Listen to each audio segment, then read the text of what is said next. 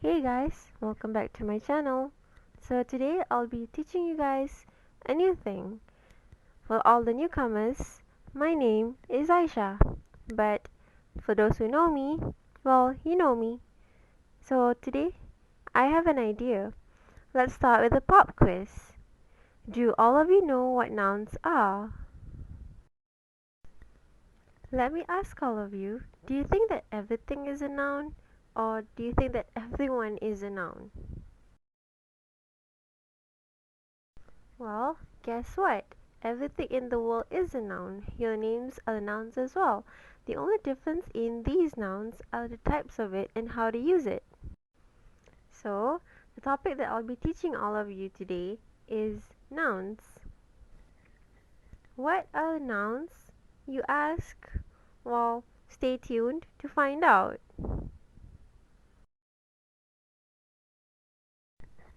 As you can see, nouns are everywhere in our writing, but what are all the types of nouns that you come across and how do you actually use them in your sentences? A noun is a word that names something, such as a person, place, thing, or idea. In a sentence, nouns can play the role of subject, direct object, indirect object, subject complement, appositive, or adjective.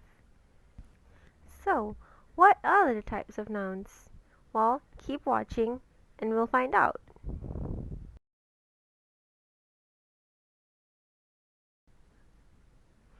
Nouns can be used to name a person. For example, Abraham Lincoln, the mayor, my father, a girl. Nouns can also be used to name a place. Mount Everest, Disneyland, and my bathroom. Well, not only that, but nouns can also name things, although sometimes they might be intangible things, such as concepts, activities, or processes. Some might even be the hypothetical or imaginary things. For example, a hat, freedom, the elder wand, and football. Those are all nouns as well. Next, what are proper nouns and common nouns? They have differences. So, one important distinction to be made is whether a noun is a proper noun or a common noun.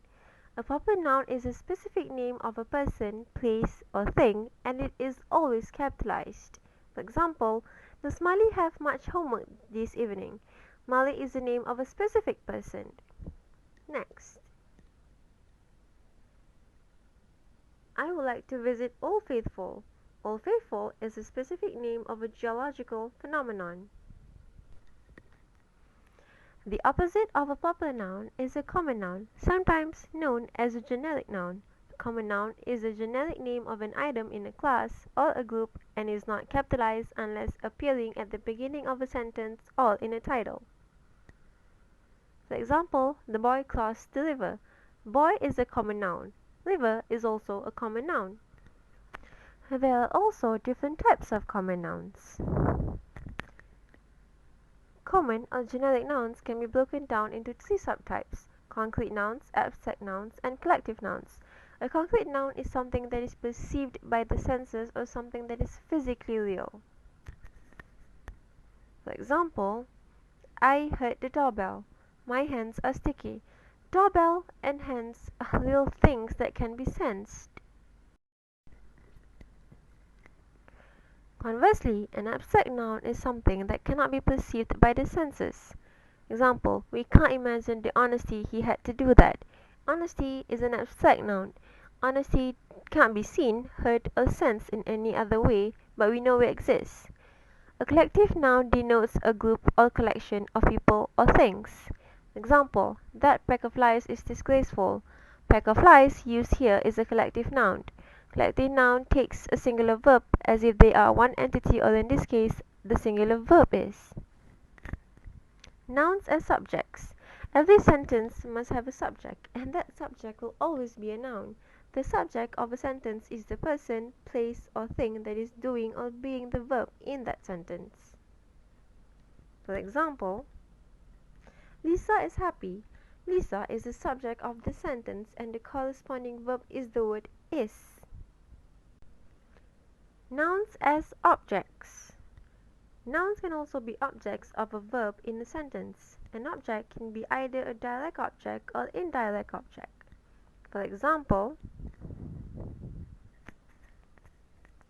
give the papers to her. Papers is a direct object and her is the indirect object. Nouns as objects and objects complements. Another type of noun used is called a subject complement. In this example, the noun teacher is used as the subject complement. Harry is a teacher.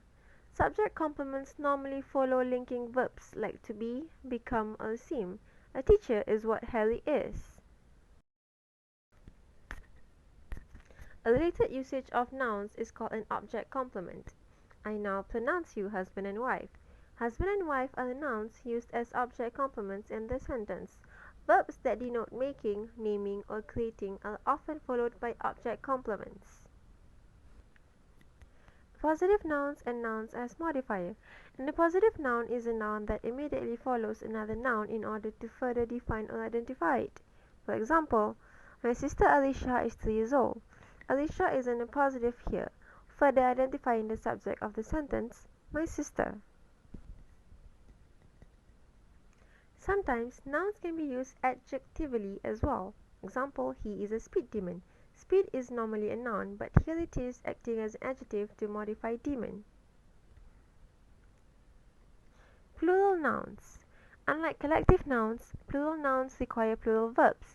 Many English plural nouns can be formed by adding s or es to the singular form, although there are many exceptions.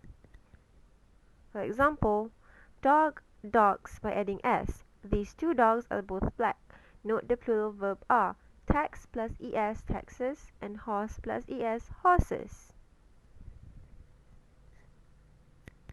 Countable nouns versus uncountable nouns.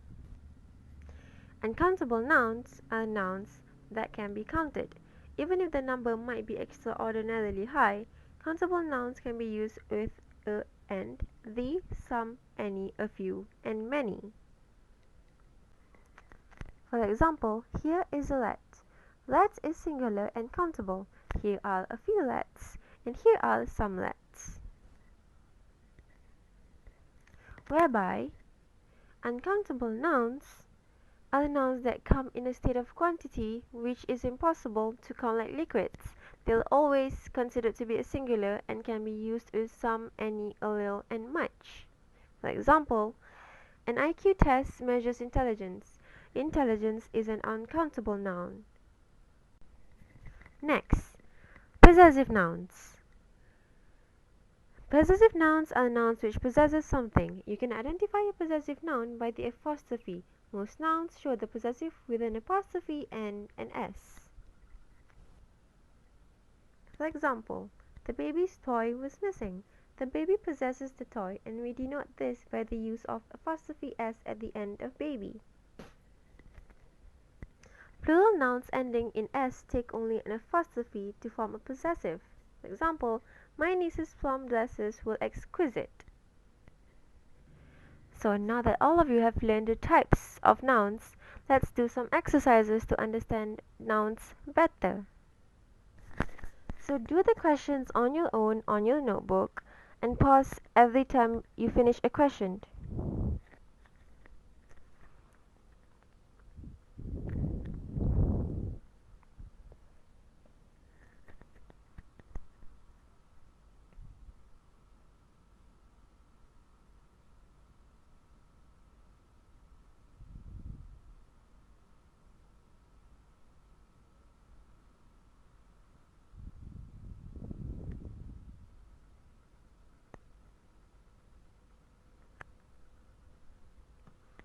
Now that you have finished all the questions, you can just check with the answers. If you made a mistake, you'll just have to understand that it's just a mistake.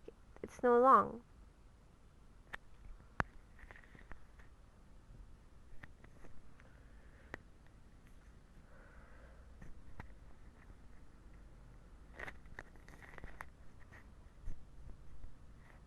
Those are your first exercises.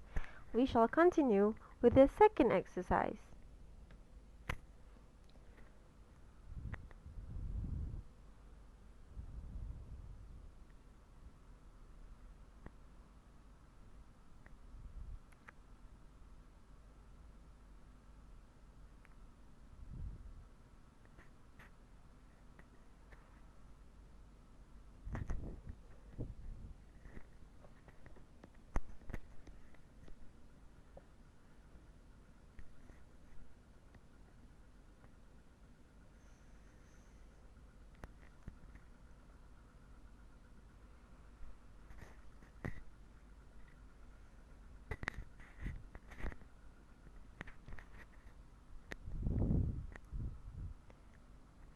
Now that you have checked all the answers,